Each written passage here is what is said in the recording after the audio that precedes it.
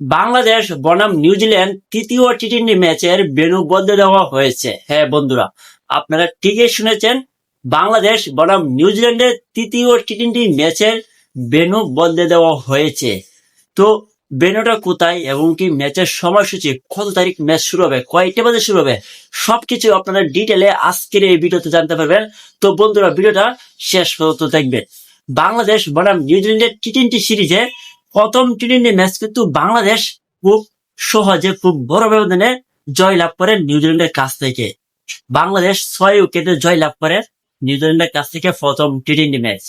আমি এবং আপনি, বাংলা যত ক্রিকেট ফ্যান রয়েছে, সবাই ভেবেছিলাম যে হাতে এক ম্যাচ রেখেই বাংলাদেশ সিরিজ জয়লাভ করবে, দ্বিতীয় টি-20 ম্যাচ জিতে। কিন্তু তার হলো না, বৃষ্টির জন্য চট্টগ্রামে বৃষ্টির কারণে দ্বিতীয় টি-20 ম্যাচ পরিত্যক্ত হয়েছে।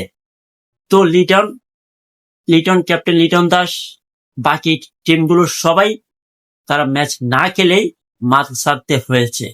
তো তৃতীয় টি-20 ম্যাচ এবার জয়ের লক্ষ্যে নামে বাংলাদেশ ক্রিকেট বাহিনী। হ্যাঁ বন্ধুরা, বাংলাদেশ বনাম নিউজিল্যান্ডের তৃতীয় টি-20 ম্যাচ কিন্তু আগামী মে মাসের 2 তারিখে শুরু হবে।